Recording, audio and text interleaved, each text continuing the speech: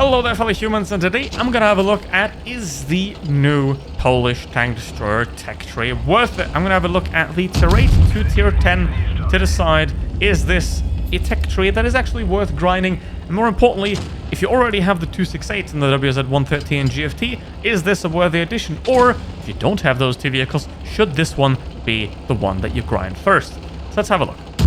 The tier 8, 9, and 10, let's have a look at them and compare the tier 10 to the Object 268 and the 113 GFT, because they're sort of in a similar build of the vehicle right there. Now, the DPM and the penetration and the alpha damage, it's sort of usual for this type of tank destroyer. Obviously, the alpha damage is all lower. However, obviously, if you get close to the enemy, you can improve that with the special mechanic of the vehicle, and you can also boost the DPM up even higher. So that makes these things quite interesting, especially if you like playing tanks in a very close range situation. Like if you have the 268 or the 113 GFT and you play them very close range, then this can be a very good tech tree to actually pick up, because you pretty much just take advantage of the one thing this tank is special at. The weapon handling, well, I mean, they're pretty much all the same. 1.9 seconds aim time here, 1.9, 2.08. You're not really going to notice the difference between that anyway. So 2 seconds aim time right there. The dispersion is 0.35, 0.34. It doesn't really get much better than that. Obviously, the tier 10 is a little bit better than the tier 8, but they're still a little bit worse than, for example, the 268, and it's the exact same thing as on the 113 GFT, so somebody was probably lazy here and just put in the same number. The gun depression is 6 degrees, so nothing special there. The Soviet tank unusually has more gun depression at 7, so good, but again, the movement dispersion turret rotation here is 0.18, 0.2, so the same stats here again. You're not really going to notice the difference. So essentially, the weapon handling is the same as you already have on a 268 or a 113 GFT, and if you have experience with those vehicles, the gun will feel the exact same. Obviously, the aiming arc is 2 degrees less, which can be a little bit annoying, but the object is limited on one side, so overall, the weapon handling is something that already exists in the game. Now let's have a look at the mobility. Well, top speed 44, that is less than the object and a little bit better than WZ. Whereas the tier 8 and the tier 9 are not really that quick, so they're lacking down here a little bit. They're also lacking in the power to weight ratio here at 14, but the tier 8 and the tier 9 have the same mobility. And the tier 10 has the same mobility as the Object 268 once again, with the same effective power to weight ratio. However, the Object 268 has better ground resistance, so it will propel a little bit forward on soft ground. So there's that. Also has, well, 0.5 degrees less traverse speed, which doesn't make a difference. However, obviously, the tier 10 also traverses quicker than the tier 8 and the tier 9. So essentially, the tier 8 and the tier 9 are very much the same in the weapon handling and mobility department. However, obviously, the gun of the tier 9 is essentially a tier 10 gun, which makes the gun of the tier 9 especially good and makes it tier for tier quite strong right here. And then we have a look at the camo rating, which here's a quick thing about camo rating and blitz. Camo rating and blitz doesn't matter. Here's a very, very simple way to do camo rating at tier 10. If you're further than 300 meters away from the enemy, you can't be spotted. If you're closer than 300 meters to the enemy, you can be spotted. That's it. So that's more like 285, 290 meters, but obviously certain consumables and equipment can extend that. But essentially, if you're further away than 300 meters, you can't get spotted, because 4% is not much, and that is what you will have if you're trying to shoot at anybody. Remember, the camo, while still and moving, is only really useful when you're not trying to shoot at anybody. So ideally, if you're further away than 300 meters, nobody's going to spot you, even if you're firing, essentially, because that's the value that actually matters. Obviously, the stealthy you are moving around the battlefield, that can have advantages, but this is a assault tank destroyer line, so you're playing up front anyway, so the camouflage here doesn't matter at all. Camouflage matters for, let's say, a grill or a Borsig tanks that play all the way at the back. But in most cases, remember the 300 meters at tier 10. And then we have a look at the armor, which is very important for an assault tank destroyer. Now, the hit points here are fairly normal. I mean, it's tank destroyer hit points. It does have a little bit more than the Object 268 and a little bit less than the 113, so nothing surprising here. Obviously, we can ignore this down here because the tanks have been in the game for a very short time, and this is not remotely comparable at all. Basically, these are most of the time anecdotal evidence and not much more. Obviously, you can, for example, see that the WZ113 tends to be a better performing vehicle than the Object 268. That's all that this information tells you. And this is not relevant because the tank's been out for not that long. So don't give too much weight to these kind of stats, because they measure more of how a player deals with a tank rather than what the tank is actually capable of doing. Remember the Leopard. It has worse win rate despite being really good. Yeah, it's a measurement of players, not of tanks. So, with that said, let's have a look at the armor of the NC-70. Very straightforward. The upper hull is very good at 350mm. Some premium rounds, Tank Destroyer premium rounds, will be able to go through this. Obviously, it is 230 flat, so if you're shooting down into the vehicle from the top, you will obviously have a better chance at hitting it. If you're above it, or like if you're up on a hill and this is down there, you're going to pen this with premium rounds quite easily. If you're below it and it's using its not really that good 6 degrees of gun depression, forget trying to pen that at all. Obviously, lower plate 120mm is a weak spot. Lower plate is a weak spot on any tank. If you've watched any of my reviews, you probably at this point know that the lower plate is a weak spot, unless it's the Object 268, which for some reason it's not. But the sides, 160mm, which has a bit of a problem to it, because any vehicle that has sloped sides like this has a quite big problem, because you can't angle the tank, right? Because if you turn the vehicle to the side, the further you turn the vehicle to the side, the weaker this plate becomes. And if you're on flat ground here, then as you turn this vehicle aside, it gets weaker and weaker and now becomes pennable for premium ammo. And if you go this far, which does exceed, 10 degrees, this is how far you can angle it basically. So you can get penned here with any 300mm round, 300mm penetration round that goes through there. So don't try to do that. Try to keep the thing frontal. Try to find some rubble where you can hide the lower plate behind. Otherwise, obviously, you're going to get penned. And the armor profile of the Tier 8 and Tier 9 is essentially the same as this, just with obviously less armor. And now here we go with the Tier 8 Kalana. And if you ask about the Tier 6 and the 7, well, if you like tank destroyers, which I don't, try them out. And if you don't like the Tier 6 and 7, you're probably not going to like this one either. So I'm going to focus on the Tier 8, 9, and 10 in this video. And here's the thing. These don't bring anything revolutionary to the game, except the essential need to play frontline, because as you can see right here, if you camp, you don't do any damage, and as you will see in the enemy Kalana very quickly, that the player is the problem in a lot of cases, right? If you have a basic sense of intelligence, you're already going to be better than 90% of players in this game, which is true for this game, unfortunately, is also true for society these days. We're screwed. Anyway, as you can see, there's a silencer back there, and this thing has a very good upper deck that allows it to play in situations like this and positions like this. Now, would I do the same in another tank destroyer? Yeah, because I don't like camping, and that's not fun to me. So, this is essentially the perfect tank destroyer for me. But do I like this tech trait? No, because they don't have turrets. I would rather play a Leopard or an E50M than be stuck with this. However, if you enjoy not having a turret, then this can be a tech trait that is worthwhile, right? Especially if you like it up close and personal, like right here. And the secret to playing aggressive like this is to always have cover around you, right? Like, don't just drive out through the open, and also only fight one tank at the same time, and also make sure that the one tank you're fighting is in a worse condition than you. It's less hit points, has less DPM, is in a worse position, all those kind of things. Because if you're fighting an enemy, and the enemy has the advantage, you've already lost, right? You don't enter a fight unless you will win it. That's the philosophy for this vehicle. If you don't win, you don't fight, right? You disappear, you go somewhere else, a different place on the map, and you try to make something good there. Obviously, if the rest of your team is also not winning anything, then you can't win them all. But the important thing is, don't fight multiple tanks at the same time. This is not that kind of recording, this is World of Tanks Blitz. So, what I'm doing here is I'm obviously pushing forward, and there you can see the armor right there. This thing doesn't have the problem that the Tier 10 has, where if you turn it to the side, it gets weaker. But if you turn all the way to the side like that, you can still get penned. The other very important thing is, it's kind of counterintuitive when you're talking about an assault tank destroyer, is patience.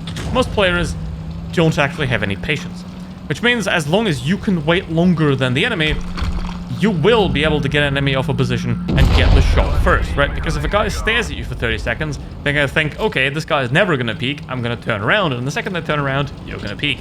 So what I'm doing here is I'm going to bait this guy. Obviously, I could simply peek up, but I also know that the Annihilator is over there, and the Annihilator could shoot me in the side. And given that I'm close enough to unleash the Kalana's maximum damage, I don't really want to push him there, and there's the Annihilator. And you see, he shot me.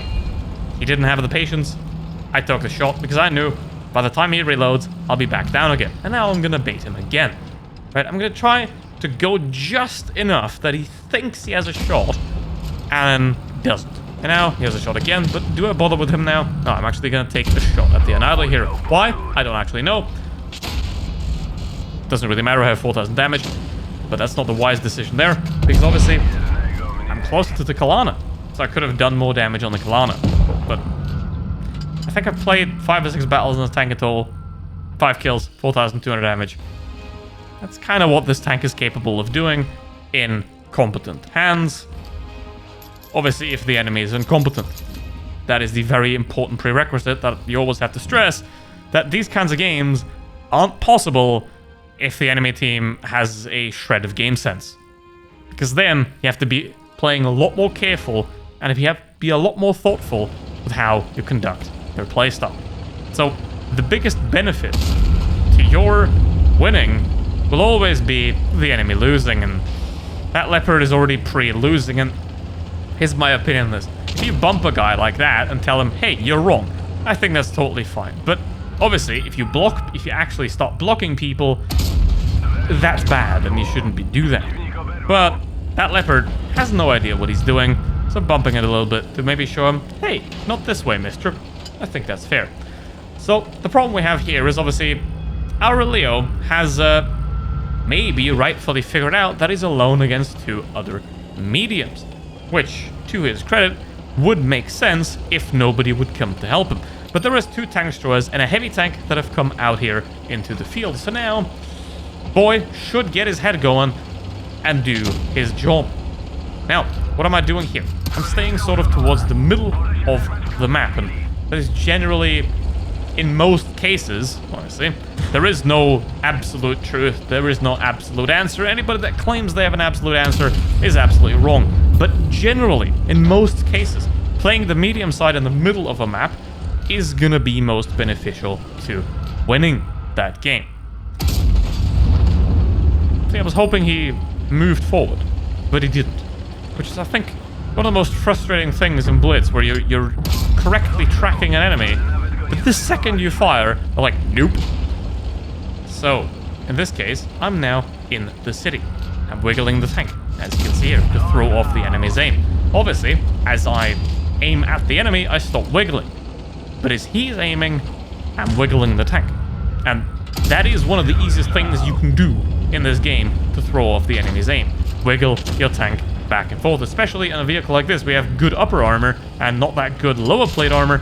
You can make the enemy catch the shell on the tracks or your upper plate. So that's very important. Just make it as difficult as possible for the enemy to hit you by fighting one tank at the same time and by wiggling your tank. Now, 2,700 damage, and again, I haven't really received too much reply here from the enemy team. I'm just driving up them, shooting them in the face, and they can't reply. Why? Because I'm positioning myself in a way where they can't do anything about it. Like, again, this guy, he's up there. He can shoot, theoretically, down into that tiny cupola. But obviously, I'm wiggling my tank to make it as hard as possible for him to shoot me. Be the hardest target possible for the enemy. Because most people want it easy. And if you're difficult to find, difficult to defeat, they're not gonna be too interested in doing it. Now again, I'm shooting into the T-30's side there, right next to his mantlet, and that is another 4,000 damage right there. And I didn't really cherry pick these. I played them across the stream for, I think, 2 hours, and these are the highest damage ones I got. But essentially, this is the ideal battle of how to play this vehicle. Right? You approach an enemy that you know you will defeat, and then you defeat them. Why would you fight a tank that you... Why would you fight a fight that you can't win? Like, imagine being like 5'4" or 1.65 m in real units and trying to fight a guy that's 190. Don't do that. Always fight unfair. Always be the guy that's 190 and fight the manlet. If you're a manlet, I'm sorry. This is not a good comparison for you. But in this case, in Blitz, you want to find the mantlets. Whether it be the tanks, or the hit points, or the player skill. With some players, you can see that they're not good by the way they move, but that is something, I don't really know how to explain it, but it's mostly by feeling. You eventually, if you play enough battles and you start paying attention much, and if you made those mistakes yourself, you start realizing, wait a minute, that guy's making a mistake. And then when you identify that, you can come after it. And then with a vehicle like this, that is exactly what you want to do. Is you want to come after them. You want to identify a guy that's making a mistake, and then you go send it straight into them. Because then, you can use the close range damage of this vehicle to your advantage. Now, here's a problem. Like I talked about in the armor section, I'm now essentially tilting my vehicle forward, which makes the upper plate less armored. And the Kranvagn can pen me easily with premium rounds through the upper plate, as well as simply with regular rounds through the lower plate. But 2,500 damage have already been achieved. Now I'm going to peek this guy. Of course, he's not looking, and I'm close enough to get him. Now up there is an E100. That E100 is, of course, looking somewhere at me. And I know that the upper armor of this vehicle is good enough. And to be honest, I kind of often play like a clown in a lot of cases because I know that I can get away with it. Don't do that. Right? Try to be careful with what you do. Because once you learn too much about a game, you know what you can get away with. Obviously, it sometimes doesn't work. But in a lot of cases, you start figuring out that you can get away with a lot. Now, what do we have here? 57 heavy and an E100. And I've done, once again, 4,000 damage. How did I do that? Well, I looked at a tank, and I found, okay, I can shoot at this guy. This guy can't shoot at me. The only thing you want to do is find favorable fights for you. Especially in a vehicle like this, where essentially you have the DPM to beat most enemy tanks on your DPM. Obviously, you wouldn't want to fight a medium tank up close with this, because the medium tank will very easily be able to out-rotate you. Now, obviously, I'm wiggling this guy, because why am I fighting this guy up close? It's not because this is a wise idea, it's because I'm thinking, can I get away with it? Obviously, the correct way to play there would be just stay back, stay behind cover, and fire at the 57 heavy when you're ready and when the gun's loaded. But in this case, I don't care about that anymore, because, you know, and I'm trying to see how much can I get away with. Because it tends to be that the more armored a tank is, the more you can get away with, especially if you wiggle it well. And you can't get away with a lot in this tank. Now, this game right here, you've probably seen it on the thumbnail.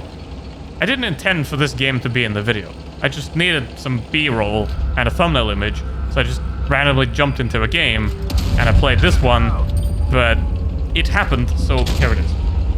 So what I'm doing here, obviously, that straight goes down, which means those guys are lower than me, which means they can't really shoot at the lower plate of the vehicle because they're obviously below me and the lower plate is hidden by the road. And this guy, the Kranvagn, he tries his best, but he has no chance. And obviously, here comes another advice that I say in pretty much all the time, and now you probably know why I don't really do that many videos anymore, because once you figure out how the game works, you can boil it down to a few things that will make you better than others. And one of those things is being fast, right? It's not just wiggling your tank, it's also being quick, peeking quicker, deciding quicker, and essentially just thinking quicker about your opportunities and outcomes of those opportunities. Obviously, one downside of driving too fast can be that you're gonna miss a peak like this, so try to aim. That's also very important. Be fast, but be accurate. Now, obviously, I'm gonna reverse here because that guy's trying to push me. I don't want to get shot 3 times by a Kranvagn. I'm gonna go around the corner. I'm gonna bait him here with the track and see what's going on. Now, at this point, once again, drive around the corner, finish him off. 3,300 damage. Why? Because I didn't even let the enemy get into battle right here. Now, what I'm trying to do here, why you see me aim at the WZ, not the grill, because I wanted the grill to reset the cap circle, because obviously I want more damage. So, but as soon as the cap was reset, I just took out the grill anyway. And now, there are 3 enemies left. Am I gonna lay back and you know, chill? Nah, I'm gonna send it. Because this thing is this kind of Rambo gameplay. So if you have an Object 268 or a WZ-113 and you really like those and you wish you could play the 268 more aggressively, or you're playing the 113 already and you wish like, man, I wish I had a little bit more DPM, this thing can be a very excellent addition to your garage. However, I would not recommend this before the other two.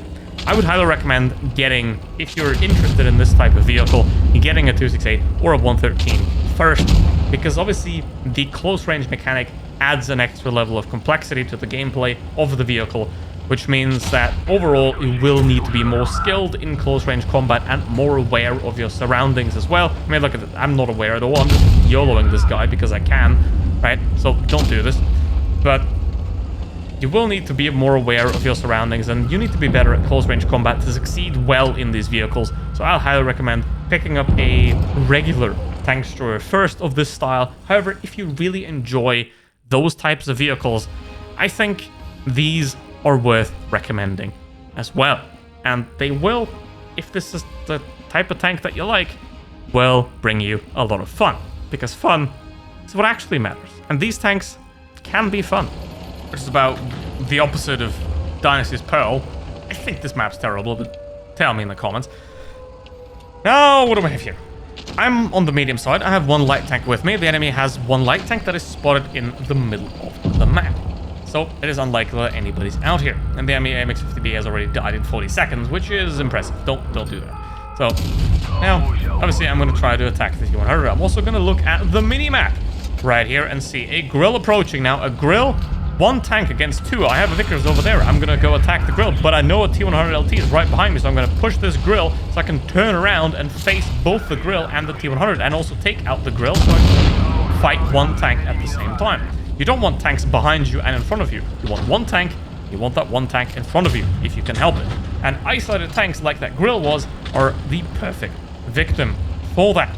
Now, the T-100LT is obviously going to try to run away. And ideally, if the team is good here, they're going to push the city, because the enemy team, and don't do this by the way, they're going to panic and they're going to try to push me, which exposes their rear to the rest of my team. So don't do that.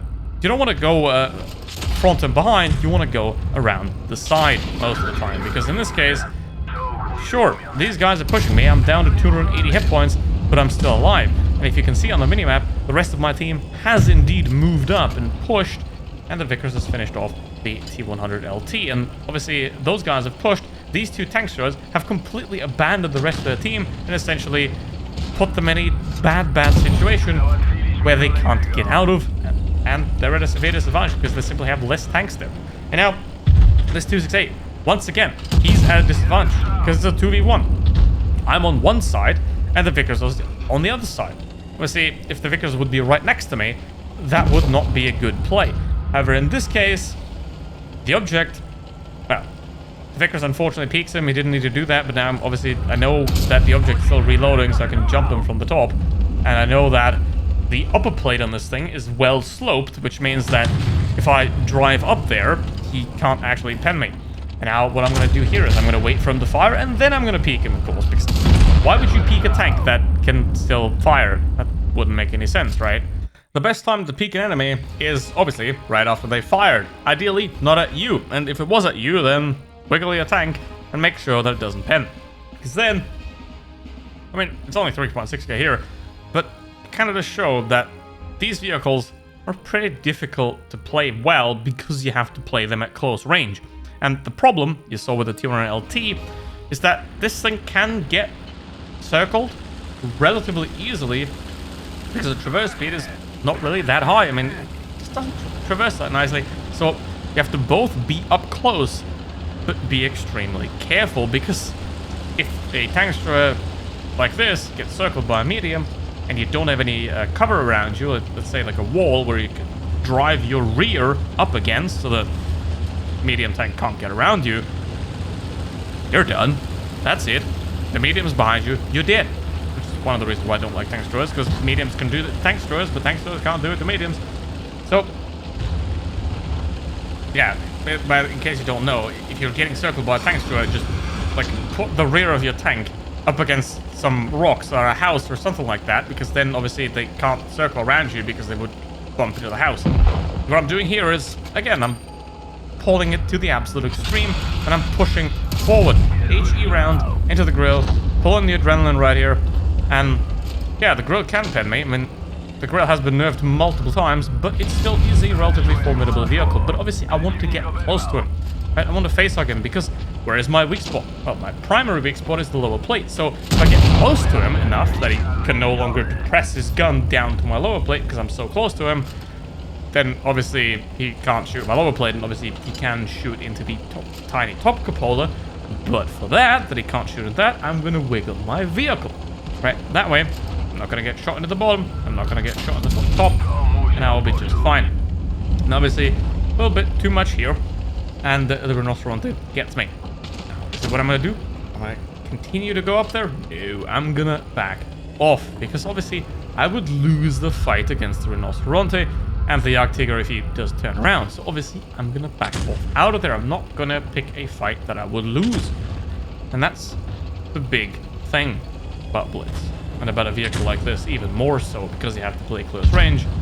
You only pick fights you can actually win. And I know that I'm alone over here. I'm the only player of my team in this position. So if multiple enemies come to attack me, I'm dead. So I have to ensure that a maximum of one enemy can attack me, and that one enemy is defeatable. Right, like has less armor, or has less HP, or has a problem. Obviously, excellent Rhinoceronte, and well, he puts his 2 shots into me. Obviously, the 7.52 here shooting at him. It's not really an achievement, really. But here's the thing about AFK players. They can stop not being AFK. They can stop being AFK, and that when they wake up, they're going to shoot you. So shoot AFKs if you can. And now, that's another game of 4,000 damage, where I simply just YOLO'd forward, and yeah, aiming helps. But basically, these vehicles can be recommended if you play very aggressively, and if you already have other tank destroyers of this style that you wish you would play more aggressively. Otherwise, in the end, I still don't like tank destroyers, and I would still recommend the E50M.